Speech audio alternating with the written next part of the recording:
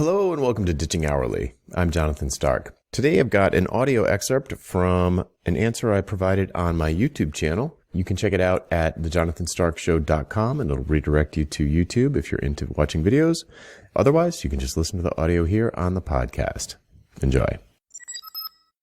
Hey, Jonathan here.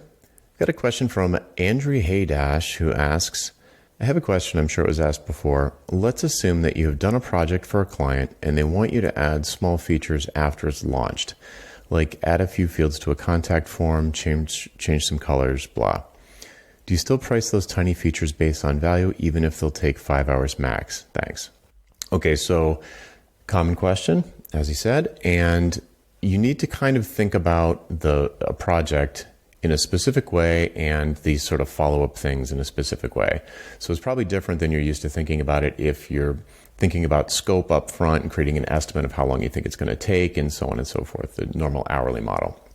So here, what I want you to imagine is the client comes to you and they have a project. It's an actual project. A project meaning it's got a start, it's got a middle, it's got an end. There's going to be something that's done. There's a launch date or a completion date. There's some success criteria at which point it's done. It's not like an ongoing support and maintenance kind of thing. So when you're quoting a project and you want to do it in a value-based way, which is what the question asker is talking about, you want to figure out what is the outcome they're trying to reach and give them a fixed price for that outcome based on the value of the outcome to the client. And then price it in such a way that after launch, when things like this are going to crop up, you know they are. It happens every single time. There's either little bug fixes or things they think are bug fixes that are really things they didn't ask about in the first place.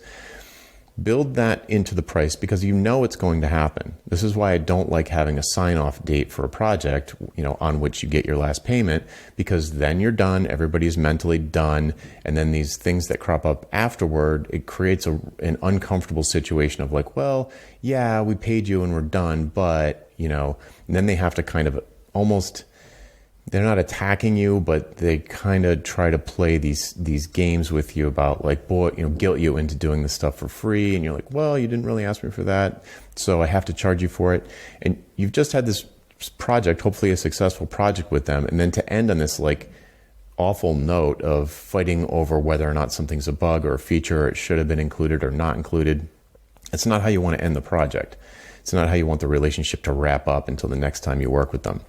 So what I would suggest to people, one of the suggestions that I have for especially software developers, if you're going to present a premium price for a software project to someone, one of the things you have to do is differentiate yourself from whatever low-cost competitors they might be considering.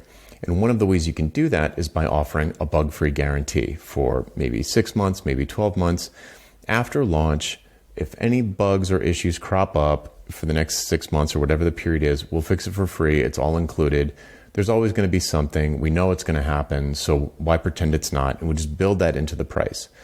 So you're offering them, it's kind of like a 50,000 mile warranty on a car, something like that. It's going to happen.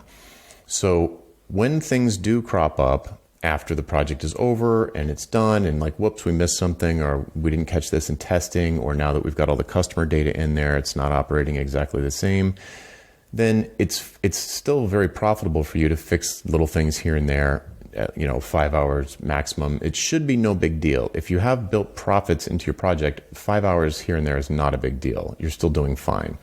So the question that always comes up is, well, what's the difference between a bug and a feature or something that they broke? Like they might have broken something, or their IT department might have upgraded the underlying hardware and now the software doesn't work or something.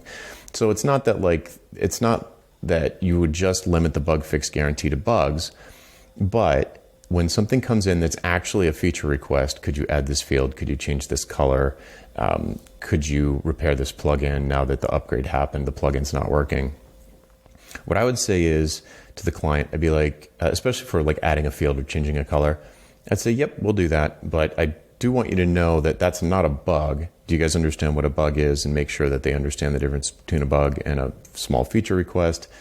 And they'll say, yeah, we get it, but thank you for honoring it anyway. And kind of make it clear that you're sort of doing them a favor and that and you can kind of educate them in the moment about what is a bug and what is not a bug.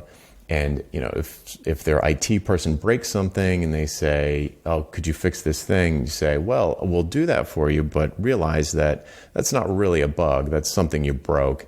So we'll do it, but we're not going to do that forever. So we're doing you a favor. We're doing you a favor. We're doing you a favor." At a certain point, assuming the client's not a complete taker, let's just say, and in which case you probably shouldn't have worked with them in the first place. But assuming that they're a reasonable person who you get along with and you've had a successful relationship with, eventually they're only going to be reporting bugs because you've sort of trained them to feel bad about asking for features and asking for favors. Basically, you'll train them and it'll eventually peter off. It'll tail off pretty quickly. If they start to have more, if it starts to not tail off and it starts to crop up, then you can start having a conversation about maybe we need to start up a new project. Seems like now that you've got the new software product, you're having all these new ideas about reports you'd like to have or tweaks you'd like to make to the export format or so on and so forth.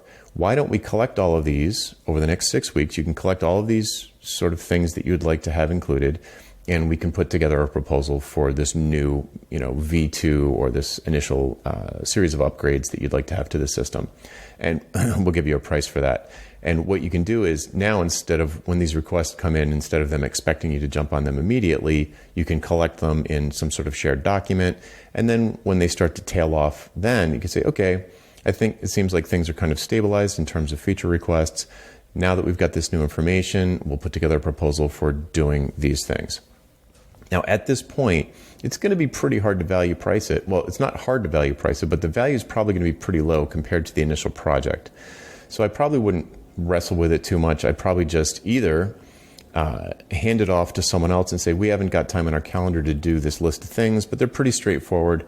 You should probably be able to get them done with some agency that we can recommend or developer that we can recommend, and just hand that work off to them.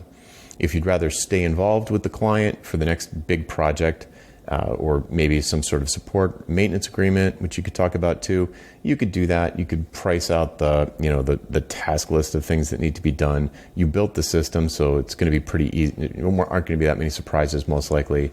So you could just take their money, bang it out, and not think about it too much. Not turn it into well, why do you want these features, and why not just leave it like it is? And it's going to be hard to do on the coattails of a big project that you did value price, because now you've sort of built the building for them. So you've designed the building. Here are the blueprints for the building. Then you built the building for them, and now they're in the building, and that's where all the big value, the urgent, the risk, all of that stuff. That's where all the value was, and now they're asking you to change the blinds, move some chairs around, mop the floors, replace the toilet paper. It's not going to be high value stuff. So you're probably better off just sort of, after the bug-free guarantee period is over, you collect these list of features for a V2 or a maintenance upgrade or whatever, and just give it to someone else to do, and introduce them to somebody else, because they're probably not going to have a big project like you just did with them for a long time. Unless maybe there's another department or whatever, but this particular client is probably not going to have another big high-value project for a while. So going through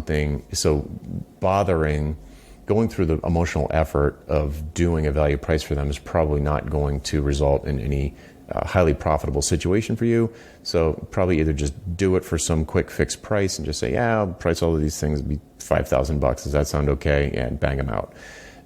And they'll either say yes or no, or you can send them to someone who's less expensive.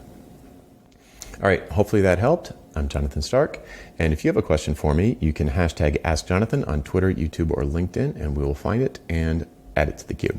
See ya. Would you like to learn how to get paid what you're worth? How about selling your expertise and not your labor? We work through all of this together in the pricing seminar. Pre-registration starts soon, and you can sign up to be among the first to know when early bird pricing is announced at thepricingseminar.com. That URL again is thepricingseminar.com. Hope to see you there.